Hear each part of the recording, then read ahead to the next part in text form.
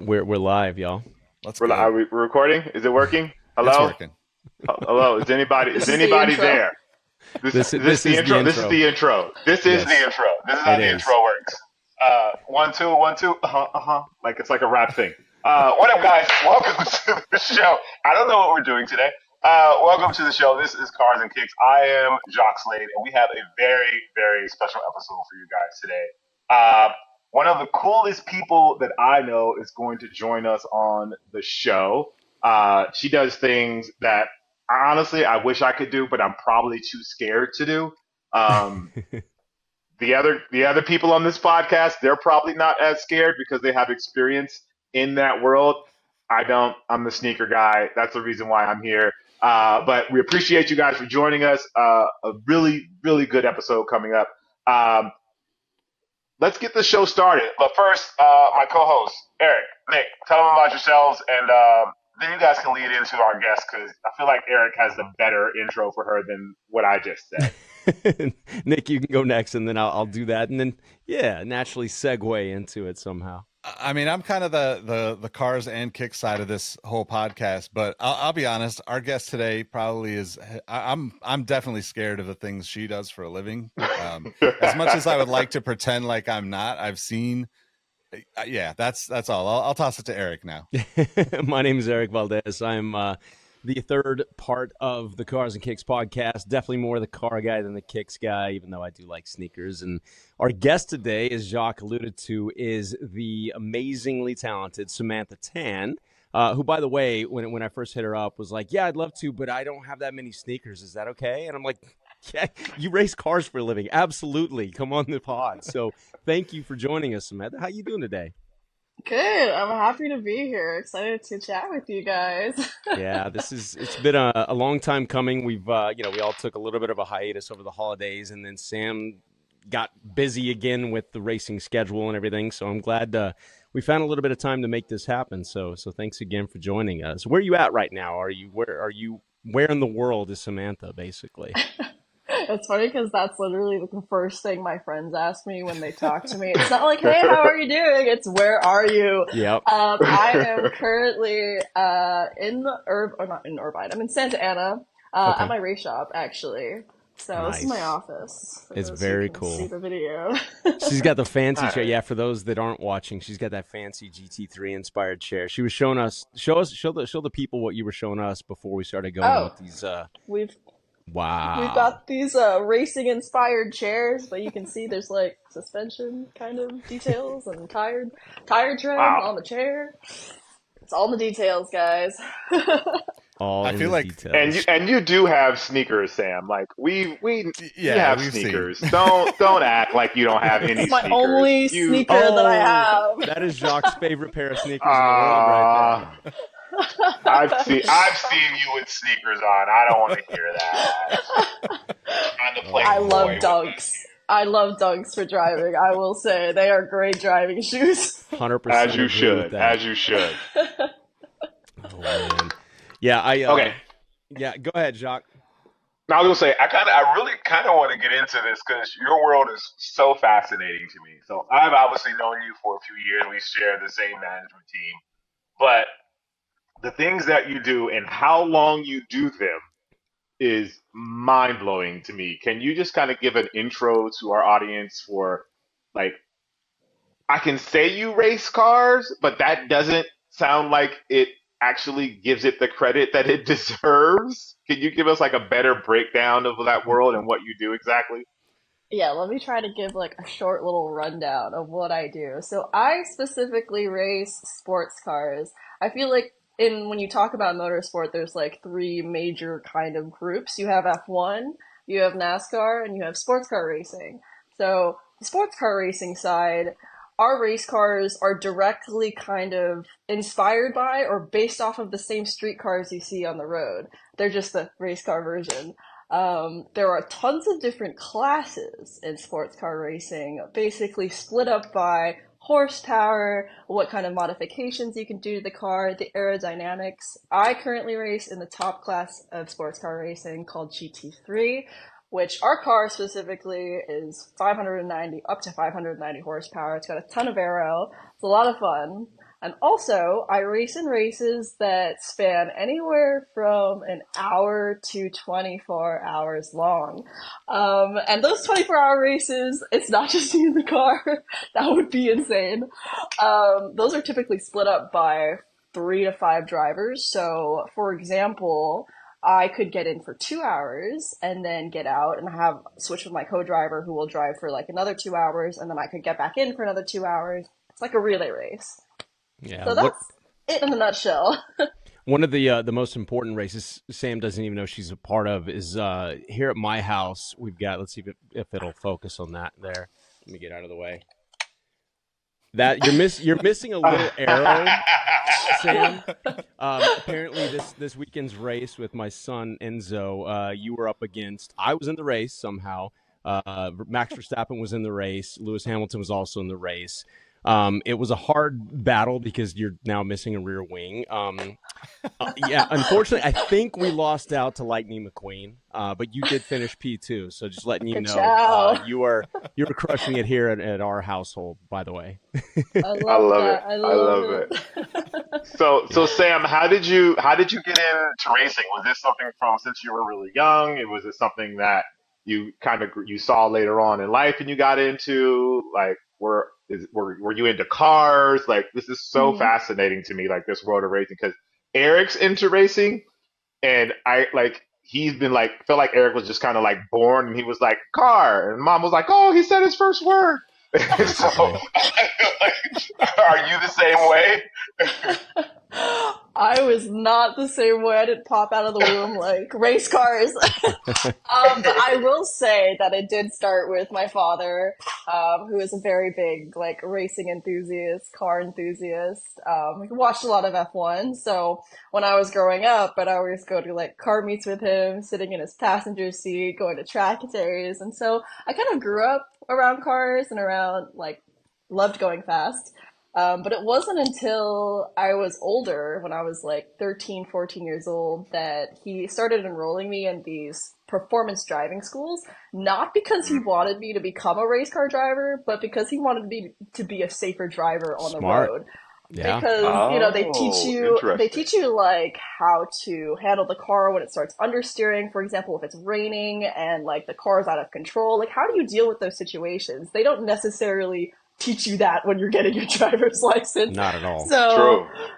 that was his thought. But at the end of one of these programs, I got to sit in my very first race car, and I got taken out by a pro driver, and I was just absolutely blown away by how fast this guy was going, like how late he could brake, the G forces. I just remember having like the biggest smile on my face. And as soon as I got out of that car, I knew I was hooked, and I was like, hey, it would be really cool if I could be a race car driver too. That's awesome.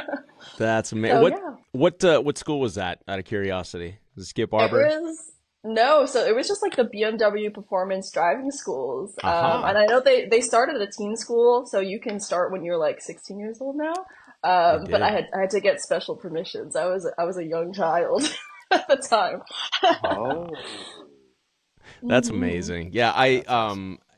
I feel like anytime you have an inkling of car person in you, whether it started with your dad or whatever, when you do get that experience in a race car with what it can do, it's hard not to get hooked. So you were obviously 13, 14 at this point in time, which by the way, just side note, I think that every young driver should go through a course like this because it is the stuff they teach in driver's ed is a joke. In this, I live in Dallas, Texas area now, and I think we have some of the worst drivers in the entire country.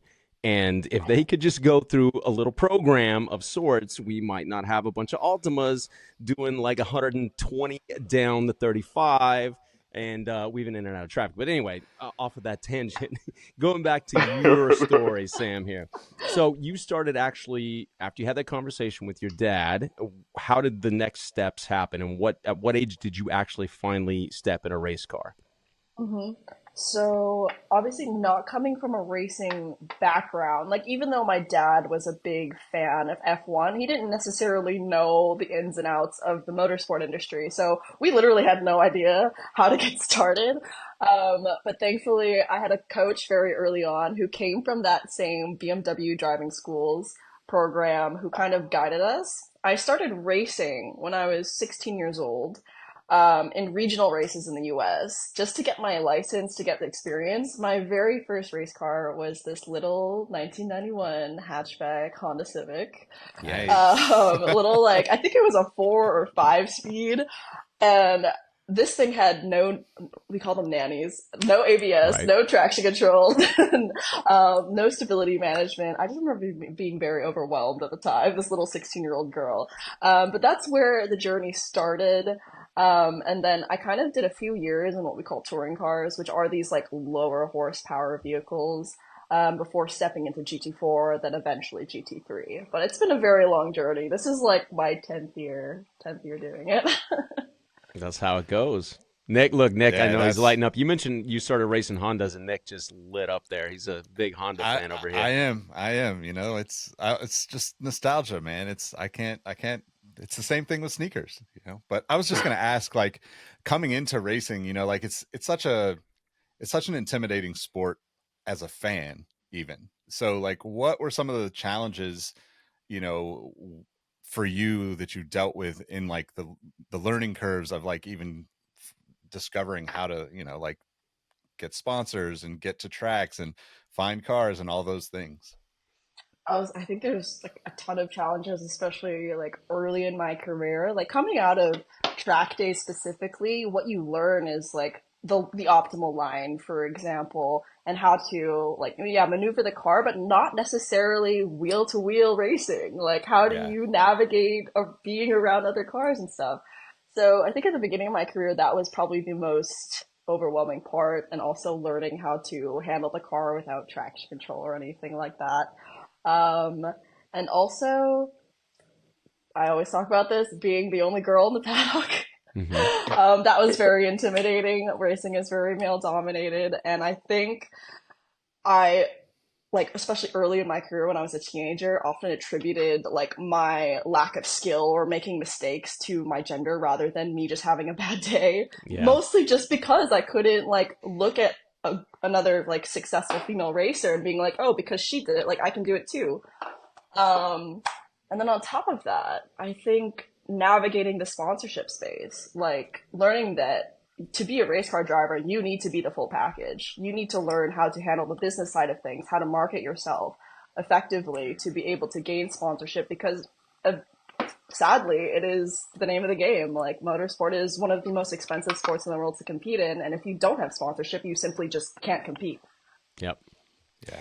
Now you touched on a few things there, and we'll talk more about the entire journey as a whole. But you know, you've gone from taking this driver's course to stepping into a Honda to now not just driving but running an entire operation. And you know, you mentioned learning the ins and outs of all these areas, the marketing side of it, the business side of it, etc. At what point did you decide that you wanted to do more than just drive? Oh, yeah. So, funnily enough, the race team that I own and partially run now came out of necessity back in 2016, 2017. Most race car drivers will rent a car from a team rather than owning the car themselves. Hmm. But this specific year, you paid for the whole season. We were locked in. It was another Civic, by the way. Nice. But it was a newer Civic. It was like a 2015 or 2016 Civic. Anyway, the team, after the first weekend, went into receivership. Like, they went bankrupt. And they had no way of paying us back for the season, essentially. So they gave us the race car. Oh, Wow. And we were like, oh, great. Like, what do we do now? Like, we have no wow. team to run the car. Obviously, I still wanted to race. So thankfully, we partnered up with another Canadian team at the time. But that's where the Samantha Tan Racing kind of team started. Um, yeah, it's crazy, crazy journey. Um, So, but so, yeah. I know, guys. I just have a question. How do race car drivers, get paid? Is it just like you win and you Very get good question, Jacques. So it's a very incredibly small percentage of drivers that do end up getting paid by a manufacturer or by a team to actually race professionally. And those are what we call factory drivers. I think the majority of F1 drivers are paid. Some of them I think pay to get in still. Mm-hmm. But I would say 99% of race car drivers pay to race. Yep. Really? Like Jacques' mind is Yes. blown. Yes. It is not a good. It is not good business practice to to pursue a career as a race car driver, Jacques. We've alluded to a little bit of this just through my, my journey, which has not been anywhere remotely close to Samantha's, success in motorsport. But that was my thing early on too. For me, it was always I either wanted to entertain people or race cars, and I ended up working at the Bondurant School as an instructor, making like $9 an hour just to be around people that maybe had the potential to sponsor me, et cetera. And out of all of us that worked back then, very talented drivers, the most, and it's a bunch of us, but the only one that anybody really even recognizes that's still doing it at this point is probably Michael McDowell, who won, the Daytona 500 a couple of years ago, et cetera. And to Samantha's point, now I'll let her continue on this, but yeah, Jacques, most people pay to get in a car. And now when I say pay, it can either come out of pocket. You've got the gentleman drivers that are just wealthy businessmen, et cetera, that's their passion. It's like going to the golf course and they'd rather spend money on a race weekend than, going and playing golf all weekend. And then you got people that just love it, that are fast and talented, but don't have the means. And that is where the whole sponsorship thing comes into play. And so, Samantha, with you running the team now, since you've known both sides of things, having to kind of go out and market yourself and get sponsorship money, et cetera, for your own journey, how do you handle the other side of it now when you've got drivers coming to you? Because you guys have had some pretty decent success, and once you do that, you're going to get more talented eyeballs on you, so to speak. And how do you filter through these paid drivers and kind of decide who you want to partner with? Yeah, I mean, we've been very lucky. It's always been a goal of mine in creating this team to essentially offer opportunities to young talent that are just breaking into the industry. So thankfully, we've had a lot of young drivers come onto the team. But last year specifically, we had the opportunity to run my good friend Varun and Bill Oberlin, who, for those who don't know, he is Legend. he is a legend. I mean, he's one of the most famous BMW drivers in my opinion, because he has so many wins, so many wins. One of the most successful guys, but it was just an absolute honor to have him on the team, and it showed me how far we've come. Being one of the smallest teams on the grid was never easy, going up against teams that have this kind of big budget that are able to spend money on, testing, better parts, cars, etc., etc. But still, us coming out on top has been the cherry on top for us. Yeah. So my experience obviously with racing is limited to the Daytona 500, F1, and Drive to Survive. So forgive me if Good these are foundation. if these are super ignorant questions, but so like you guys are winning now, like your team's winning. Like, does that mean more sponsorships for you, and does that allow you to get a bigger team, or is there just people just get money poured into their teams and you'll never be able to match them? Like, how does all of that work? Like, can you get a better car now that you've got these wins? Like, how does all of that work? Oh, I think it's a tough reality to face that in motorsports specifically, even if you are successful, that doesn't necessarily mean that you're going to get an extra opportunity or additional sponsorship. That is, it's just a tough pill to swallow. But I will say that being successful in my career has helped me establish my team, but also gain more sponsorships personally. For example, my global ambassadorship with BMW, they came on Yep. board because it was like not only are we doing things differently on the media side and we have a big social media following, it was also that we were getting the results. Mm. So kind of being the whole package, like I mentioned previously. Yeah, you touched on something that I wanted to get to there is parlaying this into something bigger than just a race car driver, than just what happens on the track. But walk us through how that conversation went with BMW. How did you end up going from racing Hondas to then racing BMWs to racing BMWs on a global platform at their highest level, in sports car racing, the GT3 class, to now representing the brand as a whole globally. Like, that's a huge journey right there and a huge accomplishment, by the way. So shouts out to you and shouts out to Ray, our manager. We three of us share that manager, and I know he had a big hand in all of that. So give us the lowdown on how you parlayed all this into that position. Yes, it's been a full circle moment for me with BMW. They're also kind of the reason why I got into racing, or it's the car that sparked that passion for racing for me, and like Yeah. car culture, for example. It was obviously the BMW performance driving schools that I first got involved in, and my dad's first kind of sports car was the BMW E36 M3 I'm looking that for I one just of those right have. now, by the way. If anybody's listening and has one for sale, just hit Hit me him up. up, hit up Eric. But yeah, some of my earliest childhood memories are of like sitting passenger in that car being driven to school. So transitioning into the racing side, I mean, it was always the goal for me to race with BMW. So when we started the team, which I co-owned with my father, we got two of the brand new M235 IRs, which were BMW race cars, and it was kind of their first year doing these entry level race cars. And it just happened to be at the right time for me, like transitioning into this kind of like the fastest touring car class that they offered. And that's where this relationship with BMW kind of started, and then it continued on going into the GT4 car, which we had a lot of successes with. Yep. I think 8 championship titles in total on the GT4, and that kind of Wow. caught BMW's attention. Um, and then furthermore, jumping into this final step of racing in GT3 and being the first in the world to win with the M4 GT3, which was a pretty special moment. I think it's been a very long journey with BMW. It's been a lot of persuading on Ray's side, which again, shout out to Ray for playing a big role in this, but persuading Yeah. them as to why it matters that, you have this kind of person growing up through their ladder system in sports car racing with a really authentic story, who is not, only just a successful racer, but does have that passion for the brand. Yeah. Where was that win? Was that Mugello? Was that the Yeah, It was, wasn't it? it was a Yeah. 12-hour, and we were actually the first team in the world to receive these M4 GT3s, and as fate would have it, we would be the first ones to win. That's amazing. I love it. But they signed me that following year as a global ambassador. It truly was a full circle moment, and yeah, a dream come true for me. That's so cool.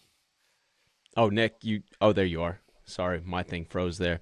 No, that's go ahead, Nick, if you were going to say something, because I was about to chime in, but No, I was just saying that's so cool. I mean, it's really like nobody gets that experience, and I feel, as somebody who's watched your journey from afar for a handful of years, or I mean, probably 5 years now, I've been following you. I Oh, think.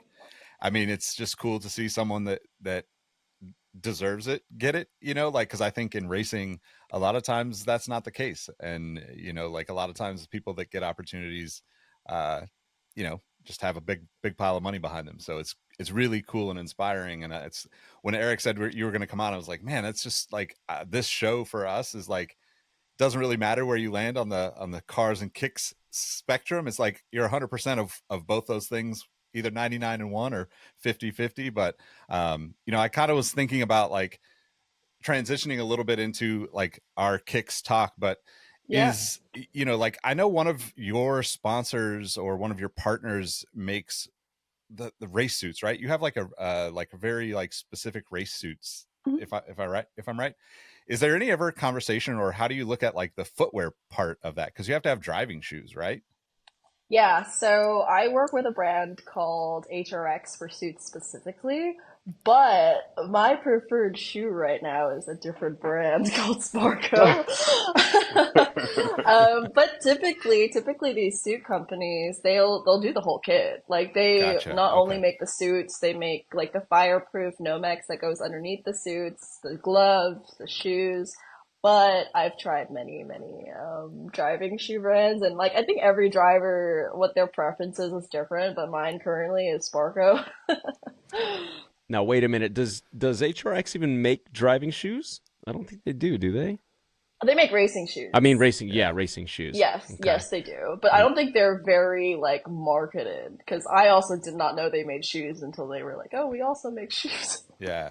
Got to talk to my buddy, Wait. Chris Wareheim. If you're listening, I know you're involved in HRX. Let's get Samantha some better, HRX driving shoes, racing Yeah, shoes. Wait, we is need there a we need a difference Samantha between collab. driving shoes? Yeah, is there a difference between driving shoes and racing shoes? Yes, so I would say driving shoes are like your everyday shoe, which, are a thin sole on the bottom so you can feel the pedals better. But racing shoes specifically are fireproof. Yes. Oh, okay. Got you. Those, That makes sense. Jacques, the like the Puma Speed Cats that you see that are there's not a whole lot of sole to them at all. They're not necessarily the most comfortable to walk around in, but that's to Samantha's point. It gives you better feel on the pedals, etc. But you wouldn't want to light a fire on under the Speed Cats because it would not bode well for Got your you. feet. Hmm. Got you. Do But you I get to do think, customize your suit at all? oh yeah, I am very central in the design of my suits. Actually, Love that. I That's design cool. them. I work with like a designer, but I tell him like these are the colors I want. This is how I want it to look, and yeah, it's central to the brand. It Central to the really No, is. brand. It's Absolutely, yeah. yeah. massive form Is of that a big self-expression. thing? Oh, what is the big thing? The like designing your own suit, is that like a big thing in the space? Like kind of like people customize their sneakers. Like is your Yeah. suit kind of like a like oh damn like oh her suit's crazy like is that like a conversation kind of thing? I think sometimes if you go pretty crazy, you can do like sublimated racing suits now where you can literally have any design you want. But part of, having our own team means that I'm able to design everything from the race suits to the race car liveries. And something we've always tried to do is be different. If you've ever seen the cars, they are very different than what the typical race car looks like. We call them like our art cars. They're inspired by the BMW art cars. But the suit specifically, I think again, it's all about setting yourself apart from everybody else. Which, by the way, if you guys aren't familiar, anybody listening, I know Jacques knows all about this, so I won't call him out. But anybody listening that's not familiar with the BMW Art Car program throughout history, do Google's go look at them because it really is. Even though I guess you can't officially say Samantha's cars are part of the Art Car program, but they really do fit in with that whole lineage and everything. And that's again, I think that's why my son Enzo just loves this one because this livery is just I can't focus again, but it's I've awesome, like got the you. colors and everything. Oh, she's got it in the case, and she's still got a wing on that one, so Yeah. a lot more downforce. Yeah. That's super Yeah. could. So So now, so Sam, oh go ahead, no, you go Derek. ahead, Jacques. Go for it. I was gonna say, so where do you go from here? Is this the and forgive me if I'm saying this wrong, is this the class that you want to race in for like the rest of your career, or do you want to move to another class? I don't want to say higher or lower. I don't know what the proper rankings, but would you move to a different class of racing from here, or is this where you feel like you will exist? I this is where I think every sports car racer wants to be is in GT3. It's where you have the most competitive fields. Like this is where all those factory drivers, which are manufacturer hired drivers, this is the class that they race in. So you really are in the most like competitive field. So this is where I do want to be. And I think once you like reach the GT3 level, now it's like, oh, what races do you want to win? Right. Like what specific events do you want to win? And my specific ultimate goal is the 24 hour of Le Mans, which if you've seen Ford versus Ferrari, it is that race in that movie. Yeah, that's a bucket list for I Yeah. think any race car driver, regardless of discipline. I mean, that's why you see, F1 drivers that retire that still go on to race prototypes at 24 Hours of Le Mans and Daytona again is another one. You have competed in the 24 Hours of Daytona, yeah? I have not You yet, have not. You did. but That's right. fingers crossed, I'll do that soon. Uh, I did have the opportunity to compete there earlier this year. It was my season kickoff. That's right. So that That's was what it really was. cool. Yeah.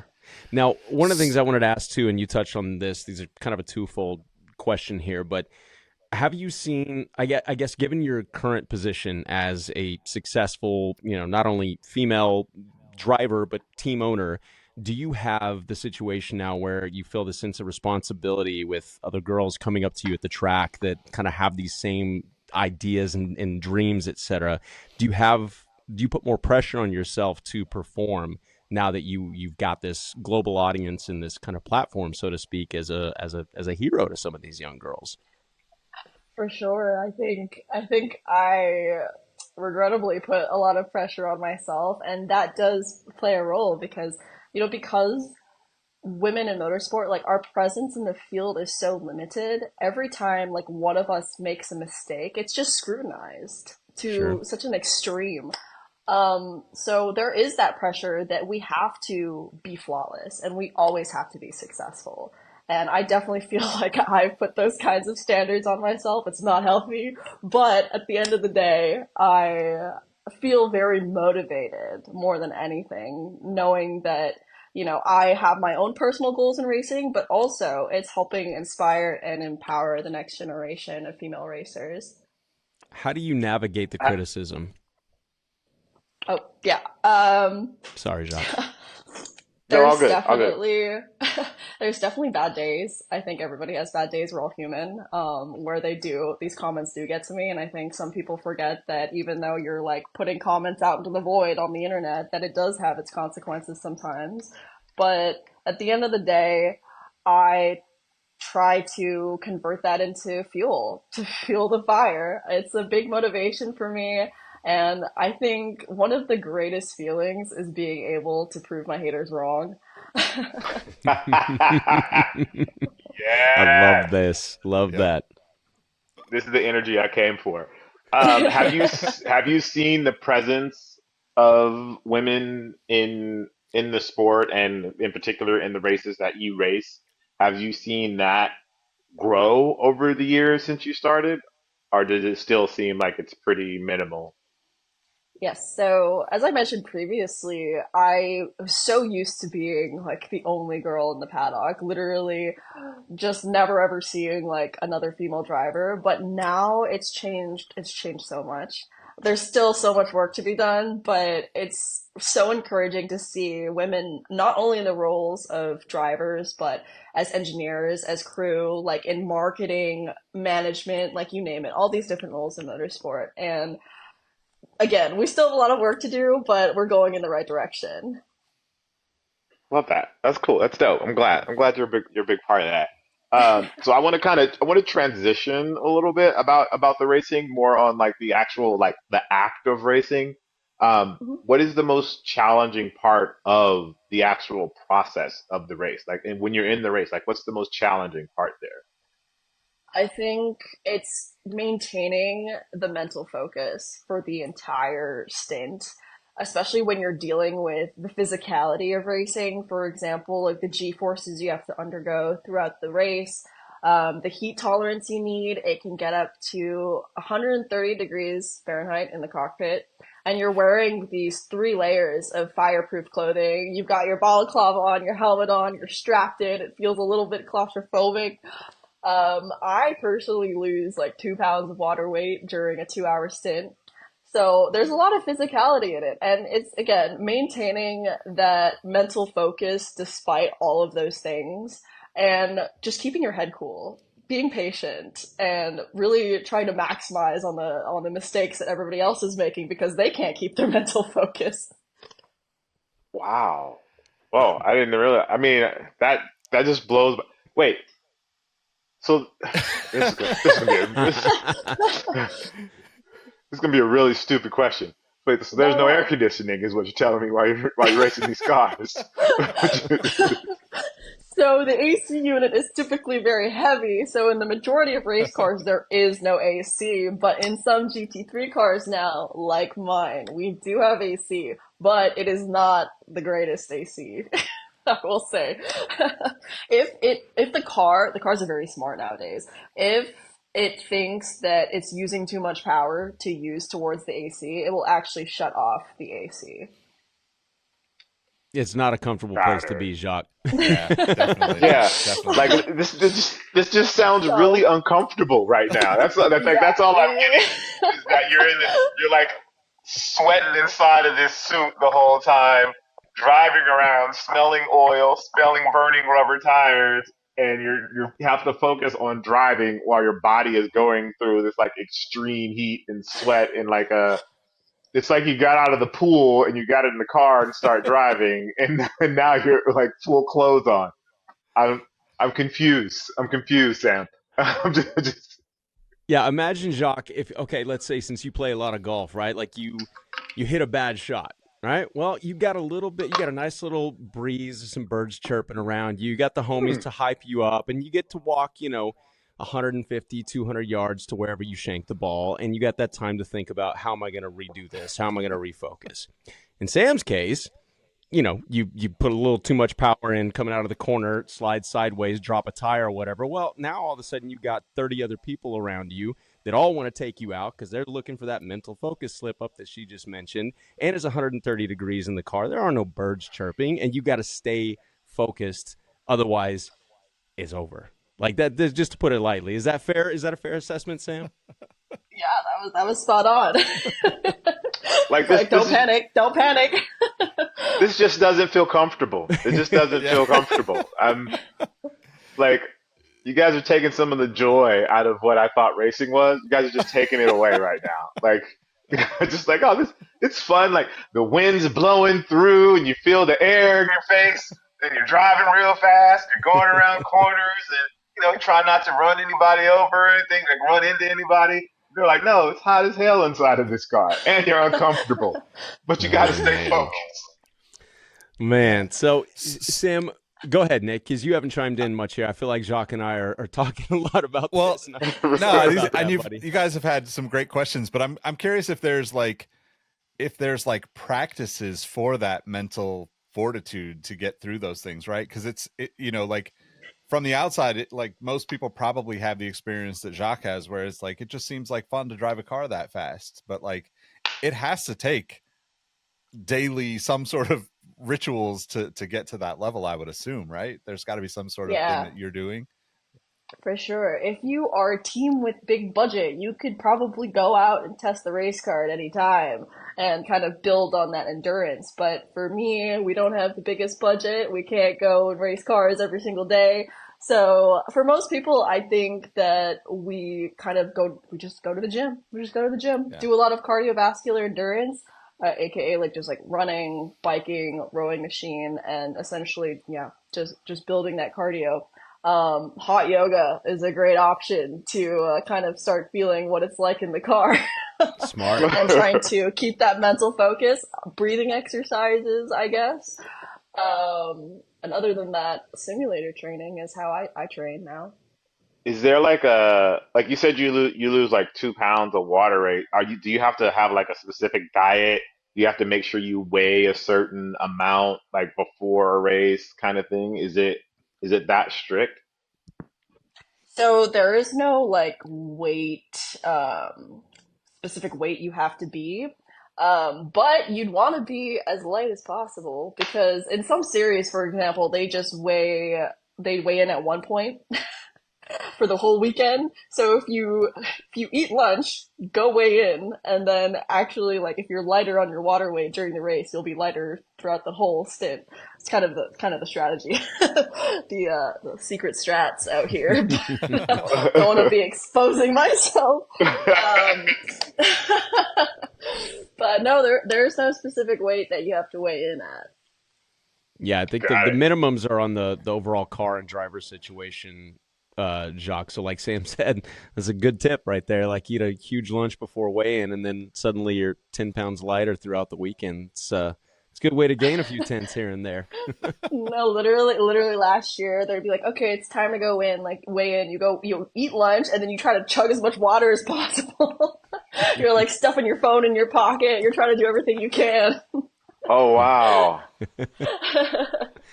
Oh That's man, incredible. That's incredible. Are the cars so like if BMW sponsors another team, does BMW only sponsor your team? They sponsor multiple teams. Okay. Teams. So does everyone have the same car, or is there like a different engine or a different wind thingy on the back, or a tail, or a bumper, or material that the cars are made out of? Like, are all those things the same, or is that all different? You're on the right track. So every race car is what we call homologated by the racing like sanctioning body, meaning that every BMW car is the same built, but there are specific kinds of setup changes you are allowed to do based on the ruling of that specific series. So, for example, we can play around with the wing angle, which will change how much grip we have into high speed corners and how much speed we have going down the straights. We can play around with the suspension and the sway bars and even like the tire pressures a little bit. There's a lot of things that you can change in every team, for example, to be more competitive in specific areas than others. But in general, the car is built the same way. Hopefully that Interesting. made sense. No, no. So that because I'm sure because I want to determine like in F1, which is my only point of reference. So forgive me if that's just totally wrong. They're always talking about the car is kind of built for Max, and that's why the number two driver never wins because it's more of like a Max built car as opposed to building two different cars. Or they'll be like, Alpine has a fast car this year versus the Mercedes car, and it's like aren't all these cars built to the same spec? So why is this one faster than this one? So to me, is it like the cars are faster? Is it that the drivers are better and faster? Like to me, it sounds like if BMW sends everyone the same cars, that means Sam's just a better driver than these other drivers, kind of thing. That's yeah. Kind of the same idea. So in sports car racing specifically, we're not just competing against other BMWs, for example. We have other manufacturer cars competing like Ferrari, Lamborghini, McLaren, you name it. So all of these cars are built differently, but the series kind of enacts this thing called balance of performance where they'll either limit the amount of power you have or add more weight to the car. For the BMW specifically, we are known to have a really strong straight line speed. So they typically will, for example, limit our power or add more weight to combat that and balance it out with the other cars in the series that, may be better in the corners, for example. Does that make sense? Yeah, yeah, yeah. So I And have so a that follow up. that go ahead, Nick. I have a follow up to that, like partnership with BMW that you talked about, because kind of like thinking about the way like the sneaker world works. If an athlete has a deal with Nike, then Nike's gonna shower them with every Nike product they have, basically, and they're gonna always have Nike represented wherever they go. With cars, how does that work with like a BMW partnership? Because a lot of the stuff that you're putting on the cars presumably is aftermarket parts, like you're obviously using other pieces that aren't specifically made by BMW but for BMW cars. So is there a lot of like back and forth with them when you're thinking about like modifications that you might have to make or upgrades or whatever down the road? everything everything on the GT3 at least is homologated again. So Okay. like everything, like the suspension, for example, is a very specific brand that we have to use. The only kind of differences in terms of consumables that we are allowed to like choose what we want is oil, like brakes, for example. Okay. Even the tires are homologated, so we can't change those. Oh wow. Um, mhm. Yeah. Yeah, well, look, I know we've taken up a lot of your time. We'll wrap this up here shortly, but before we do, we've talked a lot about racing, which is obviously, it is a big part of who you are. But I just for those listening that aren't necessarily familiar, they now know you're a race car driver. Tell them a bit about Samantha off track, because I've seen just via Instagram, et cetera. There's some other talents there. You're really good at the piano, for example. You are becoming this like beyond just a global BMW ambassador. You've created a brand for yourself that just seems to be skyrocketing. So tell us a bit about Samantha off track. Yeah, like you mentioned, I've been a classical pianist ever since I was like 5 years old. So music is a very big part of my life. And at one point in my in my life thought about pursuing music, but that didn't go as planned.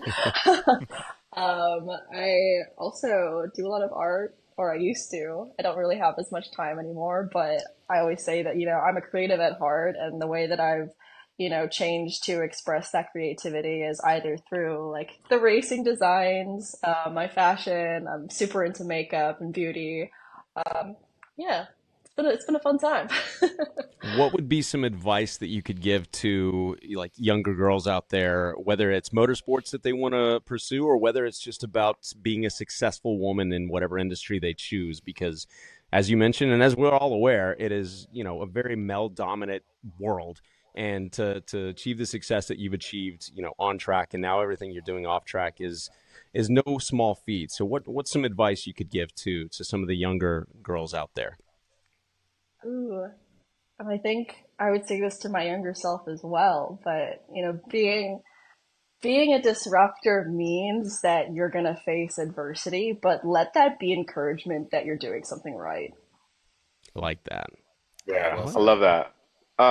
How do you balance like because you have a really great social media presence as well, but you're also I shouldn't say kind of you're also a racer and a team owner. How do you how do you balance those two worlds? Because they seem so different from each other. Sorry, you said balancing racing and what?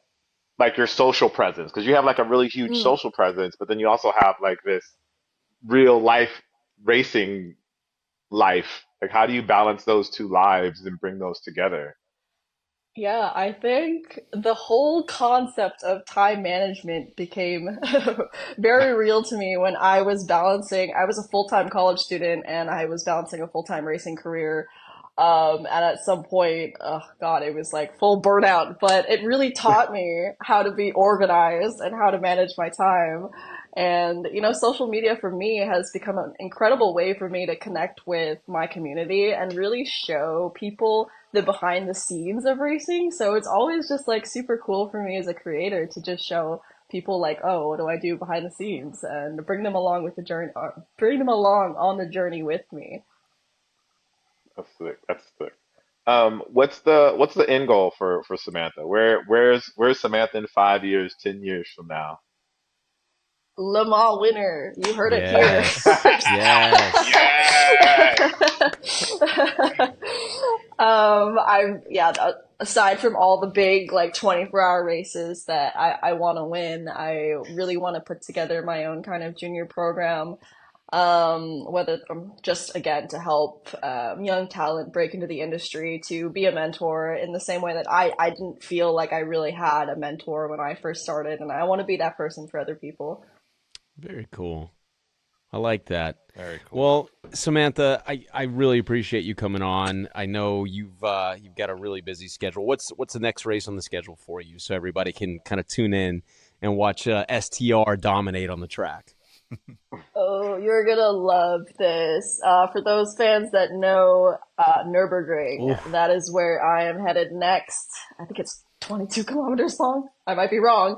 it's very long. One of the longest tracks in the world. But I'm headed there end of April for a 4-hour race, and that might be, a sneak peek into something else I'm doing later this year. Oh, Oh, all right, Um, all right. A little bit of subtle breaking news here on the Cars and Kicks yeah, podcast. yeah. Wait, is Nürburgring, is that the place where they do they try to get the fastest times with the cars? That's the same place, right? hmm Yeah. For the road Okay, course, Yeah, I yes. there's yeah, yeah. That's for yeah. people that don't know. I obviously Right. knew that. Just Jacques want to knew make that. sure that the people listening they may not have known that. I just wanted to make sure that I put that out there. Okay, last question, and I meant to ask you this way earlier. Um, why are the races so long? I honestly, I do not know. I don't know. I also don't know why they're capped at the 24-hour mark. Like, well, actually, it's probably for the crew. The crew stays up the longest out of anybody.